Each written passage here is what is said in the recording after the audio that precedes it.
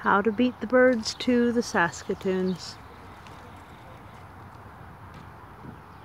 See if I can get that to focus. That's a little better. There. This, where it's white at the bottom instead of green, and just barely blushed. Now this is a Saskatoon in the shade. This is how you want to harvest them. And in a day, they'll look like this. This has kind of a bland nothing flavor, and these, those are good. Those are pretty sweet. So, right there, see another one over here with a little bit of sun on it. They're a little bit more blushed. So when they're red and they come off easily,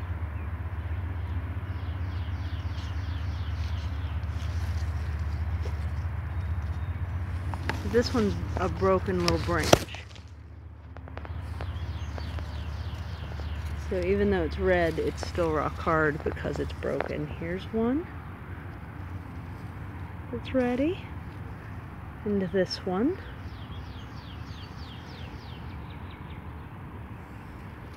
And both of these right here. And again, I can tell because it's no longer very green. It's mostly white with just a little blush of pink at the tip. Basket time. Over here we have a bit more red. Again, a little bit more sun. And if I let these go fully ripe on the bush, see, this one's been nipped. But for the most part, the birds take these just right off the plant and I don't get any. So, trying to keep ahead of them a little bit here. And that one has a little bit of pink, but it's not ready because, first, it doesn't come off easily, but also it's still very green. It's not white.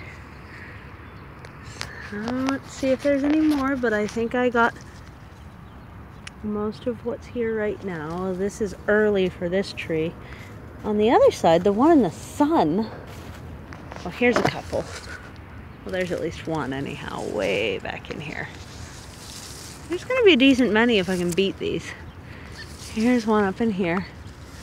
There's a bird in the cherry tree.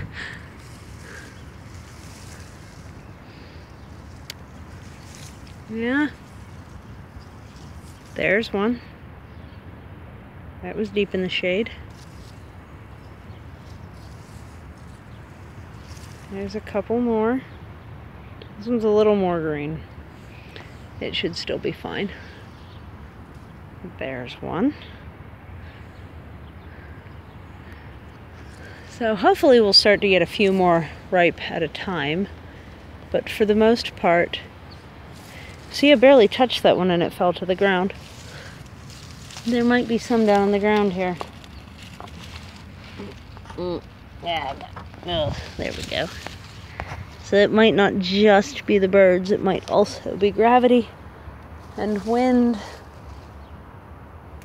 So, yeah, it's tough trying to actually get any Saskatoons to eat, I'm finding. But they are tasty, I really like them, so it's worth getting out here every day and seeing what I can beat the elements and the critters to. This one gets a lot more sun. And as you can see, it's already pretty much finished. There's a couple down here that had some shade that have a little bit of ripeness available there. But the trouble is, I already missed pretty much all of these. So, kind of too late. Here's some in the shade. So, little tip. That's about the most dense shade in my whole garden. And the Saskatoons love it. So, and I find them much easier to harvest.